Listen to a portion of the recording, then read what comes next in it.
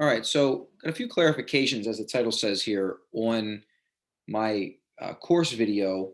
You saw me teaching from the live course on the push to pull strength ratio. So let me make sure that I am actually recording before we continue. Just want to verify that. Yeah, we're off and running, so we're good to go. So first off, just so there's no confusion on what I was talking about, whether I was talking about twice as much, meaning 2 to 1, the claim being you should do more volume pulling than pushing. I've heard some people say for every 1 rep of pushing do 2 reps of pulling. I've heard for every 1 exercise that you do 2 pulling exercises, or spend double the amount of time pulling than you do pushing. It's more about volume. Some people have talked about strength ratio, and I don't want you to mistake what I was talking about in the previous video, that I wasn't necessarily talking about 1 RM strength, because some people may misinterpret what I was saying, that I was talking about twice as much versus twice as often, thinking that I meant you should be able to pull twice as much than you can push. That's not necessarily the claim. I'm mainly talking about the claim about 2 to 1 volume. However, there is a claim that I have heard from several trainers, and nobody in particular. This has been around for a long time. It keeps getting circulated. These claims about 2 to 1 ratio push to pull have been around since the late 90s, since I first came up, and I'm sure they were around a lot longer than before I came up. So nobody has the rights to the 2 to 1 ratio. All right. Now, in regards to strength, no, I'm not necessarily talking about 1 RM to 1 RM. That definitely not saying that you should be able to pull double that you should push. That's not the claim. However, I have heard some trainers and coaches in the past say, let's say you're doing something like a cable press. They say then you should be able to turn around and you should be able to do double the amount of reps pulling than you did pressing the movement. And now you may pick a different movement for that. They may say, you should be able to do. So it's more about overall, like more like strength endurance. So obviously I talked about in the course that that's the opposite of what's true. You should be stronger pushing than you should be pulling from a strength endurance perspective. We're not necessarily talking about 1 RMs, but if we're looking at, as that research studies showed that I talked about, if you're comparing the maximum amount of push-ups you can do to the maximum amount of recline rows that you could do, they call them inverted pull-ups, then you should be stronger doing push-ups than the inverted pull-ups. Now, from here on out, let's talk about the concept of the 2 to 1 volume. Does it make sense to, just as an overall general programming guideline, to do double as much volume pulling than you do pushing? Well, I mean, it's reasonable when we consider that many people tend to do more pressing than they do pulling. We all joke about Monday is bench day, and some people are all about the mirror muscles and everything you can see in front. And then we're sitting a lot, right? So all the muscles in the back are lengthened.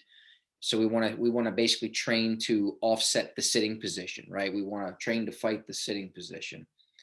That's totally makes sense. So when you combine that, we all lead kind of sedentary type lives. I always like to joke and say sedentary bodybuilder, or sedentary weightlifter, even though you go to the gym and you may lift hard for an hour a day, 5 days a week, whatever. The rest of the day, you're just sitting, in front of your computer or on your phone. That's still fairly a sedentary lifestyle. So it makes sense from that perspective. However, I would say that an overemphasis on pressing exercises, the solution is not necessarily just to have an overemphasis on another aspect, which would be pulling exercises, which is kind of what the 2 to 1 aspect guideline of spend double the amount of volume pulling than you do pressing comes from. So it comes from a good place. I get it. But the solution is better, smarter programming based on your needs and maximizing the amount of time that you have in the gym. Now, the whole idea of doing 2 to 1, double the amount of volume pulling than you do pressing. For every 1 rep of pressing, you do 2 reps of pulling, that sort of stuff.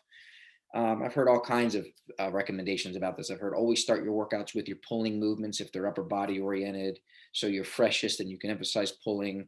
I've heard some people say always try to superset every pushing movement with a pulling movement so you can balance it out. There's all this talk of, about this push-pull ratio sort of thing.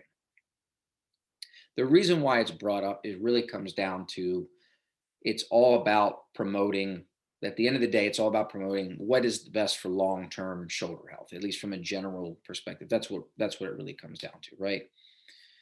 All right. Now, well, if we're talking about from a posture standpoint, I did mention this study in the video. I did not provide a reference for it. So here is your reference.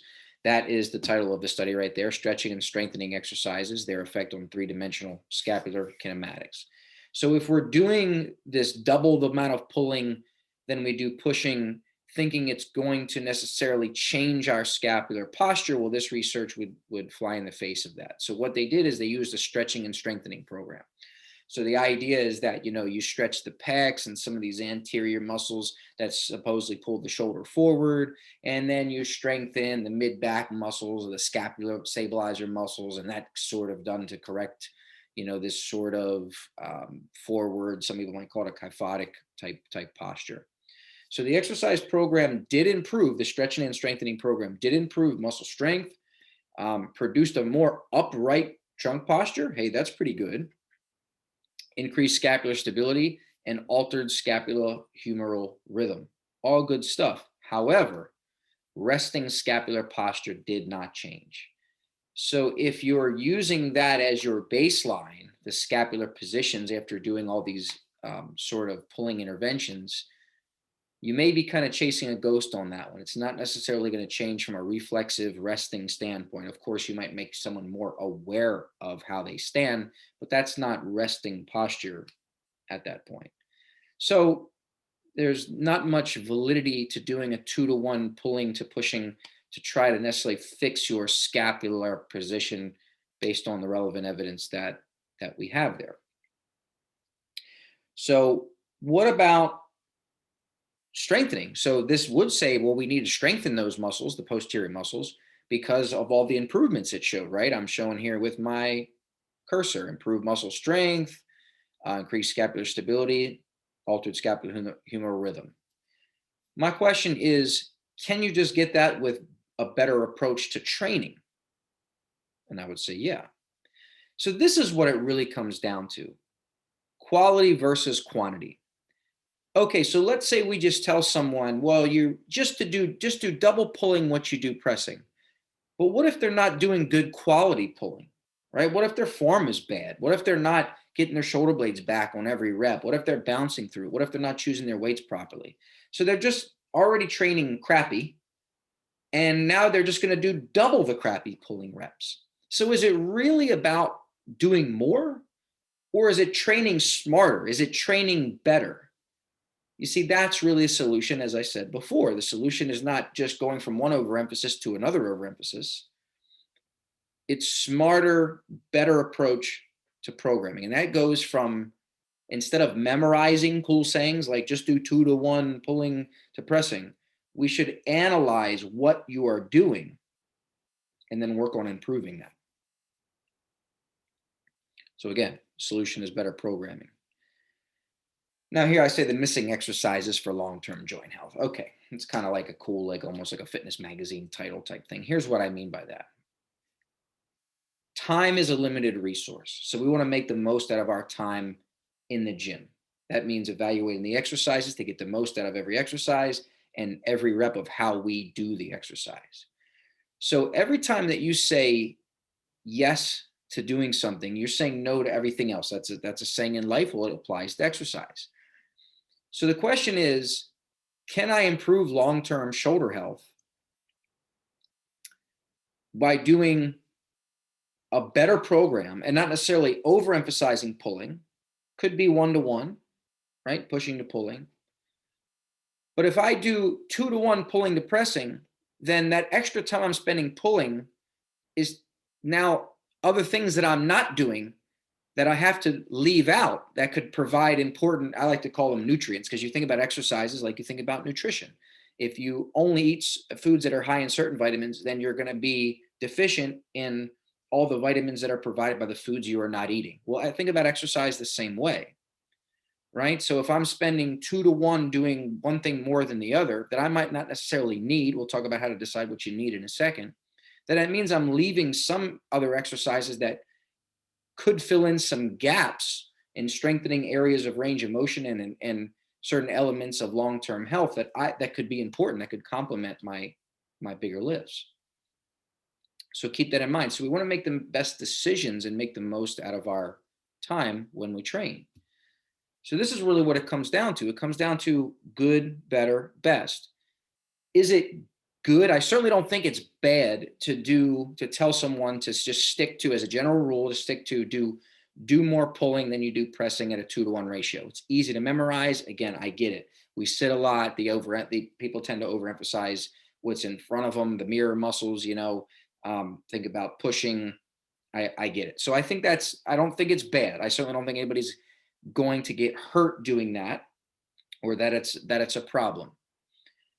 A better way to approach that would be to look at the quality of how they are performing, not just their pushing, but their pulling exercises.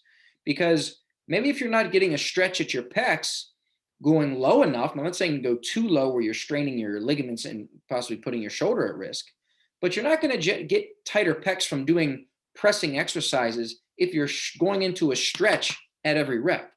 In fact, stretching under load is one of the best ways to improve flexibility or actually create longer muscles. No, you can't change origin and insertion length, but you can add sarcomeres. So if you want to use the term actual functional flexibility, which means flexibility that you can use, that you can be strong through, stretching under load is demonstrably in the research the best way to go about that, better than just static stretching. Secondly is, how well are you doing those pulling exercises? We don't just want you to do crappy reps. We want to make sure that you're training them better. And maybe usually when people are doing 2 to 1, too much overemphasizing pressing than pulling, it's because they kind of have crappy workout habits anyway. If you're overemphasizing pushing that much and just kind of as a reflex, then you're probably technically not doing pulling all that well anyway. You're probably also making other common mistakes in training, which is like bouncing through the top in a row, all that sort of stuff. So it's better to focus on your technique. The best approach is to evaluate an individual's push to pull strength ratio and see where they fall relative to baseline, and then prescribe volume based on their needs. Question is, do you know your ratios? Do you know what the optimal strength ratio is between pushing and pulling strength, and how to accurately and reliably evaluate that? Well, ta-da, there's your shameless plug. That's exactly what we show you how to do in the Strength Symmetry Evaluation certification course. So I'm glad I was able to clarify a few things here for you on the common misconceptions, misunderstandings surrounding the push to pull strength ratio.